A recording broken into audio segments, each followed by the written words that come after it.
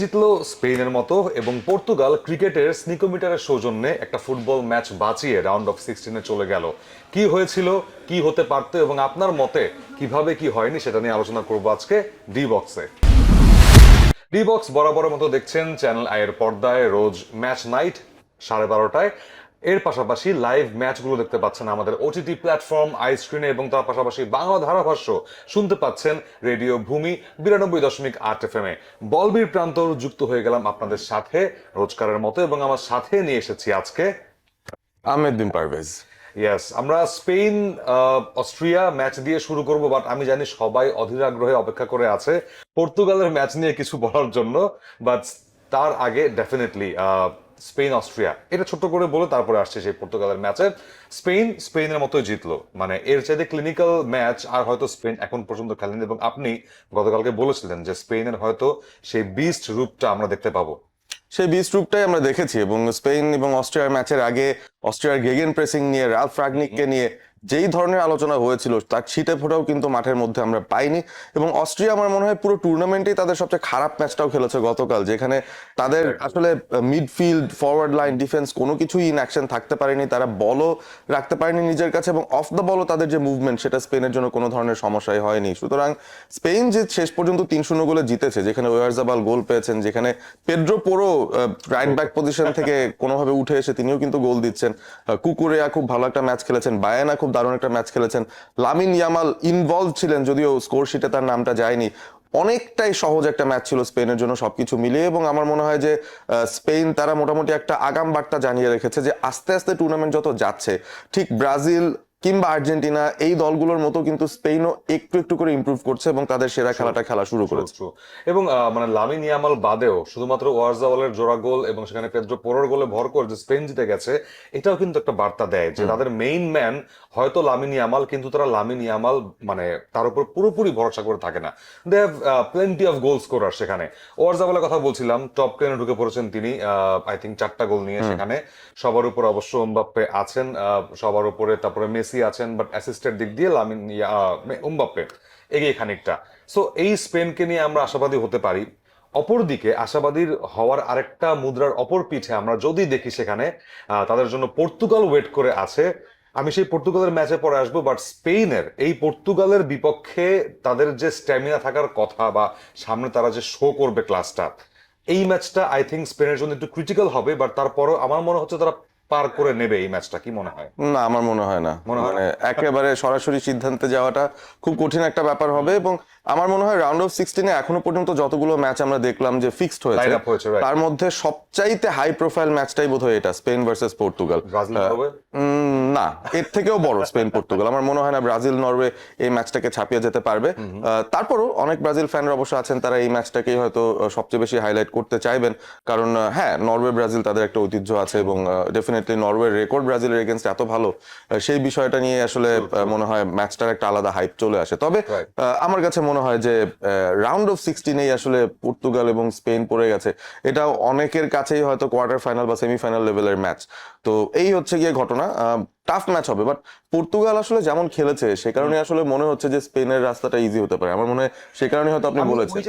Point out করছি, এবার যদি আমি পর্তুগালের ম্যাচে আসি, সেখানে ক্রোয়েশিয়া খুব ইজিলি কিন্তু লিডটা পেয়ে গিয়েছিল। সেই লিডটা পাওয়ার পরে পর্তুগালকে মনে হচ্ছিল ছন্ন ছাড়া। তারা যে তাদের বডি ল্যাঙ্গুয়েজ একদম নুয়ে পড়েছিল, কাঁধ নুয়ে পড়েছিল সবার, এবং ক্রিস্টিয়ানো রোনালদোকে যেভাবে ক্যামেরা খুঁজে নিচ্ছিল তার দিকে, সবকিছু মিলিয়ে যখন সেকেন্ড হাফে 4-4টা বদলি সেখানে করলেন রবার্তো মার্তিনেজ, একটু কি ছন্ন ছাড়া লাগছিল কিনা? আমি সেই গোলের কথায় পরে আসবো। ছন্ন ছাড়া ডেফিনেটলি ছিল পর্তুগাল। তাদের একটা ওয়ার্ল্ড ক্লাস মিডফিল্ড আছে, তাদের ক্রিস্টিয়ানো রোনাল্ডোর মতো ওয়ার্ল্ড ক্লাস স্ট্রাইকার আছেন, তাদের ডিফেন্সিভ ফুলব্যাক যারা রয়েছেন নুনো মেন্ডেজ এবং ক্যান্সেলো ওয়ার্ল্ডের বেস্টদের মধ্যে একজন, ডিয়েগো কস্তা সেরা কিপারদের মধ্যে একজন। তো এত ভালো, এত সেরাদের ভিড়ে পর্তুগাল দল হিসেবে যে তারা খেলবে সেই বিষয়টা কিন্তু এখনো পর্যন্ত ওয়ার্ল্ড কাপে দেখিনি। এবং ক্রোয়েশিয়া আমার কাছে মনে হয় they played the better football, যে কারণেই তারা যোগ্যতর দল হিসেবে আসলে লিডও পেয়ে গিয়েছিল। তবে রবার্টো মার্টিনেজ আমার মনে হয় তখন বাধ্য হয়েছিলেন যে কিছু পরিবর্তন তার করতে হবে। রাফায়েল লিয়াওকে স্টার্ট করানোর খুব ইম্পর্টেন্ট ডিসিশন ছিল, কারণ তিনি খুব ভালো একটা ম্যাচ কাটিয়েছেন। তবে এখানে একটা কথা আছে, সেটা হচ্ছে তাকে যে লেফট উইং ধরে বারবার আক্রমণ করছে এবং তাকে ওই লেফট উইং পজিশনে স্পেশালি একটু বিবর্ণ লাগছিল। এসি মিলানের হয়ে তিনি সেন্টার ফরওয়ার্ডে কিংবা অনেক সময় লোন স্ট্রাইকার হিসেবেও খুব একটা প্রভাব বিস্তার করেন। এই বিষয়টা যে রাফায়েল লিয়াও ছাড়াও তার কাছে আরো অনেক অপশন ছিল সেখানে, কনসেনকাও নামতে পারতেন সেখানে, ইভেন রামোসও নেমে যেতে পারতেন সেখানে। সো ওই বিবর্ণ জায়গাটাতে রবার্তো মার্তিনেজের এই ডিসিশনটা একটু কি প্রভাব ফেলেছে কিনা? আমার তো মনে হয় পজিটিভ প্রভাব ফেলেছে। Rafael Leao actually had a better game than the others. আপনি যাদের নাম বলছেন তাদের জায়গায় বা তাদের চাইতে রাফায়েলের স্ট্যাটিস্টিক্যাল রেফারেন্সেস বেটার, তার আউটপুট বেটার ছিল, এবং তিনি বেশ ভুগিয়েছেন ওই রাইট সাইডে ক্রোয়েশিয়ার যারা ডিফেন্ডাররা ছিলেন কিংবা রাইট ব্যাকে যিনি ছিলেন। সো ওই জায়গা থেকে আমি বলবো যে একটা পজিটিভ স্পার্কি ছিলেন রাফায়েল লিয়াও, বাট অন্যরা আসলে ক্লিক করতে পারছিলেন না। ব্রুনো ফার্নান্ডেজকে আপনি বলতে পারেন যে একেবারেই বিবর্ণ, একেবারে এতটাই অর্ডিনারি ফুটবল তিনি খেলেছেন যে এই টুর্নামেন্টে প্রথমবারের মতো ব্রুনো ফার্নান্ডেজকে সাব আউট করতে বাধ্য হয়েছেন রোবার্টো মার্টিনেজ, এবং সেই জায়গাটায় রুবেন নেভেজকে নামিয়েছেন তিনি, আরো কিছু ফরওয়ার্ডের প্লেয়ারকে নামিয়েছিলেন, গঞ্জালো রামোসকে নামানো হয়েছিল, এবং সেই গল্পটা তো পরের দিকের জন্য জমানো। এক্স্যাক্টলি, মানে আমি বলছিলাম যে রোনালদো যখন পেনাল্টিটা পেয়েছেন সেই পেনাল্টি নিয়ে বিতর্ক হচ্ছিল, বাট ইটস অবভিয়াস যে ভেইগাকে কিন্তু টেনে ফেলে দেওয়া হয়েছিল অবশ্যই, এবং রোনালদো গোলটা করেন নকআউটে। রোনালদোর এই মানে পুরো বিশ্বকাপ জার্নিতে প্রথম গোল ডেফিনেটলি।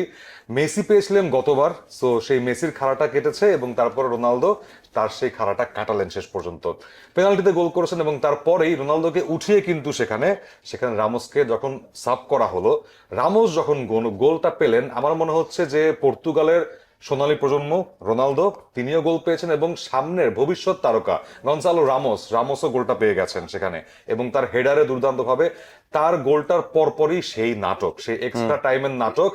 আমি যদি ছোট্ট করে একটু ম্যাপিংটা করে নিই তাহলে আপনাদের বুঝতে সুবিধা হবে। সেখানে পেরিসিচ যখন সেই থ্রুটা করলেন, তার মাথা ছুঁয়ে যখন পাসিলিস ছিলেন সেখানে অনসাইডে ছিলেন, কিন্তু সেই বাঁধটা বাঁধেন সেখানে মাতানোভিচ, আই গেস তার মাথা ছুঁয়ে বলটা গেছে কিনা ওইটা দেখতেই কিন্তু ক্রিকেটের স্নিকোমিটারটা ইউজ করা হয়েছে। অর্থাৎ এই যে বলটাতে, ট্রায়ান্ডো বলটাতে অনেকগুলো চিপ লাগানো আছে এই বিশ্বকাপে, এবং সেই চিপগুলো পার সেকেন্ডে প্রায় 500 ডেটা সরবরাহ করে ভিএআর এ, এবং সেই ভিএআর এ স্পষ্ট হয় মাতানোভিচের হেডটা ছুঁয়ে বা চুলের ডগা ছুঁয়ে তারপরে বলটা কিন্তু গেছে সেই পাসিলিচের কাছে, এবং সেই অর্থেই অফসাইডটা হয়েছে।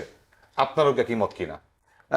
আমি আসলে আশা করছিলাম যেন মাথার কোনো অংশে লেগে যায় মাতানোভিচের, কারণ সেটা যদি না হয় সেই ক্ষেত্রে কিন্তু খেলাটা এক্সট্রা টাইমে চলে যেত, এবং আমাদের সবার যারা আমরা ফুটবল দেখছি আমাদের সবার যেন একটু ঘুম প্রয়োজন। সুতরাং এই ম্যাচটা যদি 90 মিনিটে শেষ হয় তাহলে কিন্তু আমরা অন্তত ঘুমাতে পারবো। তো শেষমেশ সেটাই হলো, এবং প্রথমবারের মতো আমি অ্যাকচুয়ালি দেখলাম যে এরকম স্নিকর প্রযুক্তির একটা আউটপুট কোন একটা গোলের কন্ট্রিবিউশনে এসেছে, এবং এই যে ট্রায়ান্ডা বল সেটার ভেতরের যে সেন্সর, তারই একটা কাজ।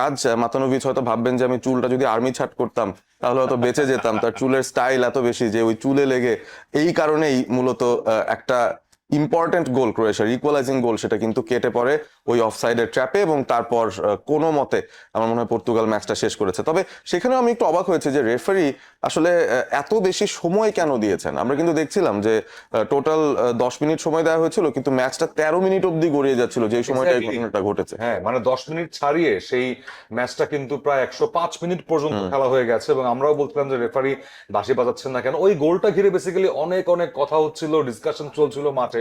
সো সেইটা থেকে বাঁচতেই হয়তো রেফারি অনেকক্ষণ পর্যন্ত খেলা টেনে যাচ্ছিলেন সেখানে। এবং তারপরে যদি বলি যে পর্তুগাল যোগ্যতর দল হিসেবে গেছে, স্পেন ভার্সেস পর্তুগাল খেলাটা হবে অবশ্যই। সেই ম্যাচটা দেখতে অধীর আগ্রহে বসে থাকবেন আপনারা, আই স্ক্রিনে ডেফিনেটলি দেখবেন, এবং আমরা ভূমির ধারাভাষ্য প্যানেল থাকবো সেই ম্যাচের ধারাভাষ্য নিয়ে। সুইজারল্যান্ড একটা ইজি ম্যাচ পেয়ে উঠে গেছে, কিছু বলার নেই। Argentina Cape Verde, very very important match সেখানে। ইনজুরির আপডেট কি আর্জেন্টিনার স্কোয়াডে? আমার তো মনে হয় পজিটিভ আপডেটস আছে। তালিয়াফিকো ফিট আছেন, রোমেরো ফিট আছেন, যারা মিডফিল্ডাররা ছিলেন এনজো ম্যাকালিস্টার, পারে ডিপল, লিসান্ড্রো ফিট আছেন। আমি সবকিছু শুনলাম যে সবাই খুব ভালো অবস্থায়, এবং তারা তাদের বেস্ট সিচুয়েশনে আছেন বলে একটা সিলেকশন ডাইলেমায় পড়তে পারেন স্ক্যালোনি।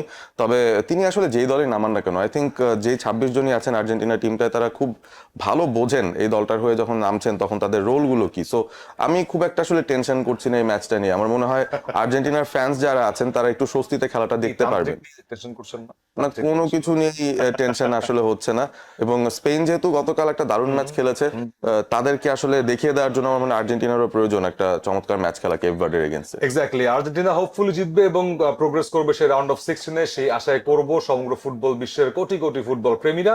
এবং আপনারাও ফুটবল নিয়ে থাকবেন চ্যানেল আই এর পর্দায় ডি বক্সের সাথে দেখছেন আমাদেরকে, এবং তার পাশাপাশি আই স্ক্রিনে প্রত্যেকটা ম্যাচের লাইভ সেই দৃশ্য আপনারা দেখতে পারবেন এবং রেডিও ভূমিতে তো ধারাভাষ্য শুনতেই থাকবেন। আজকের মতো বিদায় নিচ্ছি প্রান্তর বলবীর প্রান্তর আপনাদের কাছ থেকে। আগামীকাল আবারও ডি বক্স নিয়ে হাজির হয়ে যাবো। ততক্ষণ পর্যন্ত টাটা, গুড নাইট।